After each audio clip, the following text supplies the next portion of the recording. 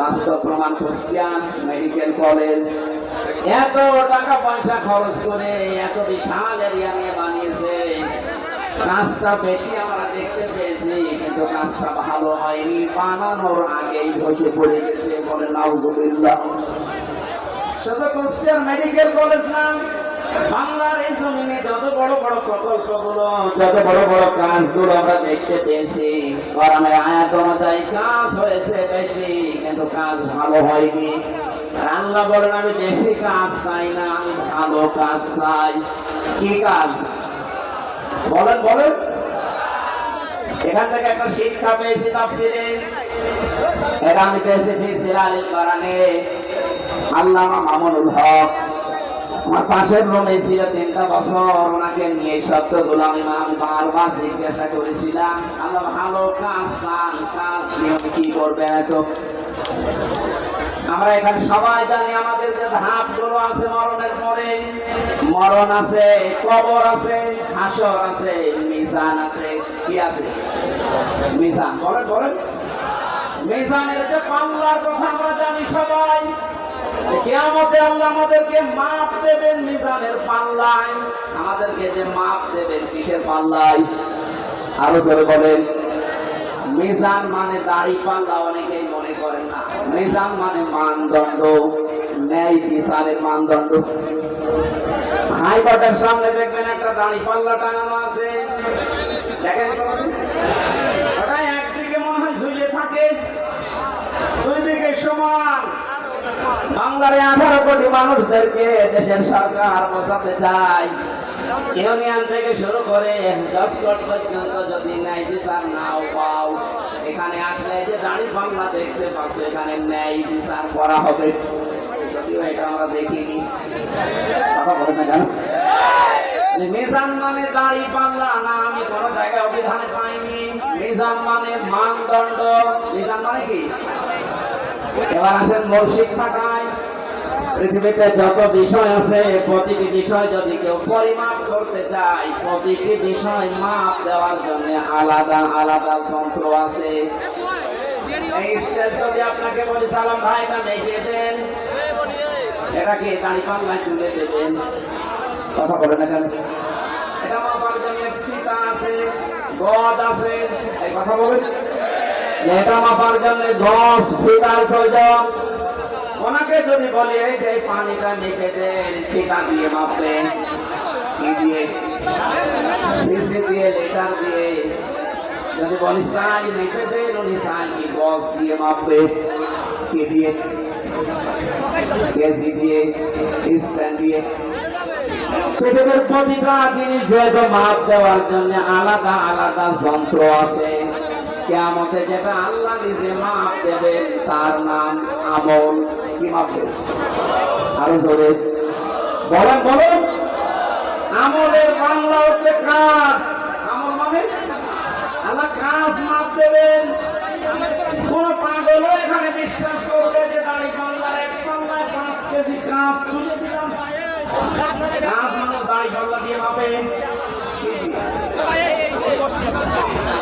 দুনিয়ার প্রতিটি জিনিস যেভাবে মাপ করার জন্য আলাদা আলাদা যন্ত্র আছে, কাজ বা আমল এটা মাপ দেওয়ার জন্য আলাদা যন্ত্র আছে। কাজ মানুষ দাড়ি পাল্লা দিয়ে মাপে না। কাজ মানুষ লিটার দিয়ে, সিসি দিয়ে, গজ দিয়ে, ফিতা দিয়ে মাপে না। কাজ মাপে গুরুত্ব দিয়ে। গুরুত্বের ভিত্তিতে কাজ মাপা হয়। এখানে গুরুত্বপূর্ণ জিনিস কি? এই খুঁটি আর সামিয়া, এই দুইটা আসল জিনিস। এই দুইটা থাকলে মানুষ বলবে এটা মঞ্চ বা স্টেজ। কথা বলে ঠিক কিনা? হ্যাঁ, গুরুত্বহীন জিনিসও আছে। এই যে মাইক, এই যে ক্যামেরা গুলো, এখানে যেগুলো আছে পড়ে, এই পানির বোতল, বাকি চেয়ার, এগুলো যদি নাও থাকে তাহলে এটা মঞ্চ হবে। পৃথিবীতে আল্লাহ ভালো কাজ চেয়েছে, বেশি কাজ না। গুরুত্বপূর্ণ গুরুত্বপূর্ণ কাজগুলো যদি আপনার জীবনে না থাকে, গুরুত্বহীন কাজ দিয়ে যদি দুনিয়ার জীবন আপনি ভরপুর করে ফেলেন, কিয়ামতে আল্লাহ যখন মাপবেন গুরুত্বপূর্ণ জিনিস পাবে না, গুরুত্বহীন জিনিস দিয়ে ভরে যাবে। আপনার জীবনের এই মাপ হবে শূন্য বা জিরো। নামাজের ফরজ সংক্রান্ত বিষয়ে আমরা অনেকে জানি যে নামাজের বাইরে এবং ভেতরে 13টা ফরজ আছে। কয়টা? 12টা যদি আব্দুল সালাম আদায় করেন, একটা আদায় করেনি। উনি যদি বলে একটা মাত্র করেনি, আমার 12টা নেকি দেন, হবে? বলেন বলেন, কয়টা? একটাও হবে না, জিরো, শূন্য। কারণ গুরুত্বপূর্ণ ওইটা আপনি বাদ দিয়ে দিয়েছেন, আপনি হয়ে গেছেন এখন গুরুত্বহীন।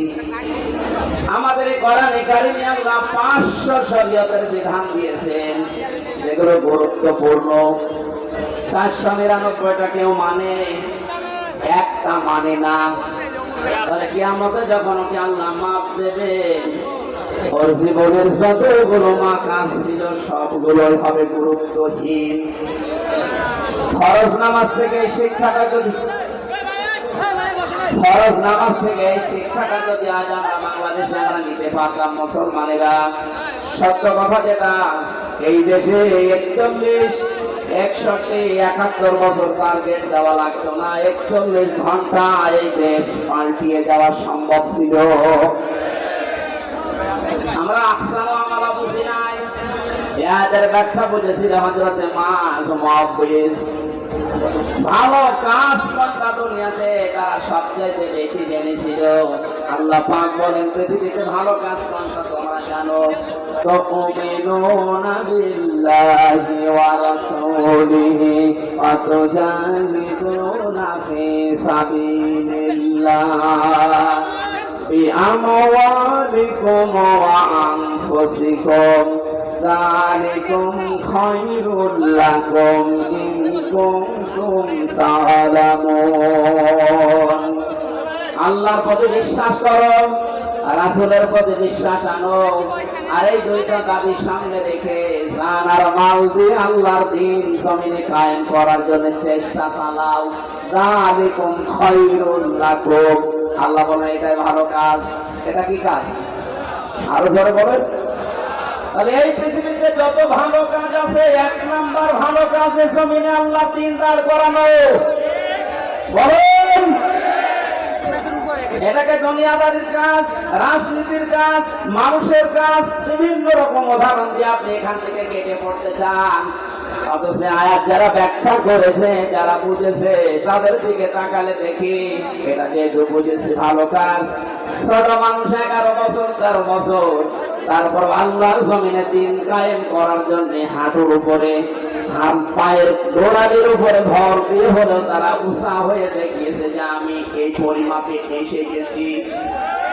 তারা মাপে বোঝে না, চেষ্টা চালায়, আর আমাদের মাপে বোঝা সব শেষ হয়ে যাচ্ছে। আমরা আরো ছোট হতে চাই। কথা বলেন ঠিক কিনা? আমার আল্লাহ আমাদের সবাইকে যেন সাহাবায়ে কেরামের মতো আয়াত থেকে ভালো কাজ কোনটা এটা বুঝে দুনিয়ায় মেনে নেওয়ার তৌফিক দান করেন, আমিন। এটা শুধু পুরুষের জন্য না, নারী পুরুষ সবার জন্য আপনার জীবনের যেন টার্গেট হয়ে যায় এটা, এই জমিনে কি করে আল্লাহর বিধানটা কায়েম করা যায়। সত্য কথা এটাই, আল্লাহর বিধান যতদিন জমিনে কায়েম না হবে, যতই দোয়া দরুদ করি না কেন, কোনদিন এই জমিনে শান্তি কাঙ্ক্ষিত সম্ভব না। বাবা চালিয়েছিল এই দেশটা, আমরা দেখিনি, মুরব্বিরা দেখেছেন। স্বামী চালিয়েছিল, চাচা চালিয়েছে 9 মাস 9 বছর, বউ চালিয়েছে, আপা চালিয়েছে। এখন শুধু দেখতে বাকি আছে কোরআন দিয়ে দেশ চললে কেমন দেখা যায়। কথা বলা লাগবে। এটা দেখেছেন কোনদিন? এটা দেখার দরকার না যে এইটা দিয়ে বাংলাদেশ চললে কেমন দেখা যায়। কারা কারা এটা দিয়ে দেশ চলুক চান দেখে। লিল্লাহি তাকবীর।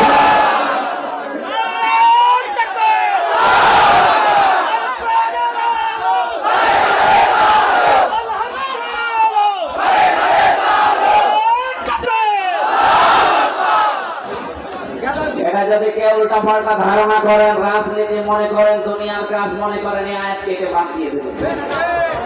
এরপরে শব্দ কি? ওয়াহুয়াল আজিজুল গফুর। আল্লাহ বলেন এই ভালো কাজটা কেউ যদি করতে গিয়ে পৃথিবীর ময়দানে যদি কেউ ভুল ত্রুটি করে ফেলে, দোষ ত্রুটি হয়ে যায়, আমার গফুর তাদের খাতিরে মাফ করে দেবে। আর যদি কেউ চালাকি করে এই কাজের সাথে, কেউ যদি মানুষকে নিজে চালাক মনে করে, না এর ভেতরে আমি নেই, এ দুনিয়ার কাজে রাজনীতি, আমি কিন্তু তার জন্য আজিজ হব, আমি পরাক্রমশালী, যদি ধরি ওরে আর ছাড়বো না। আল্লাহকে ধোঁকা দিয়ে বোকা বানানো যাবে? যেহেতু উনি মনের খবরও জানে, আপনার মনের অবস্থা কি আল্লাহ ভালো জানছেন। আশা করছি ভালো কাজ যেটা কোরআনে কারিমে 500 আছে এরকম, এর ভেতরে 1 নম্বরে এইটা।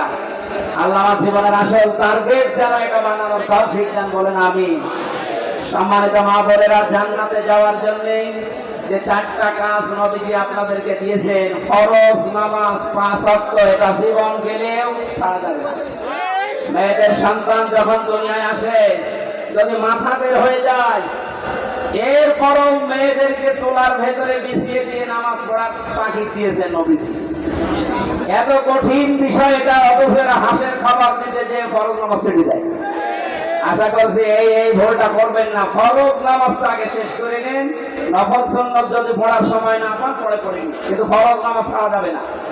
2 নম্বরে রমজান মাস আসলে রোজা রাখবেন, যে কয়টা নষ্ট হবে ওইটা পরবর্তী 11 মাসে করে দেবেন।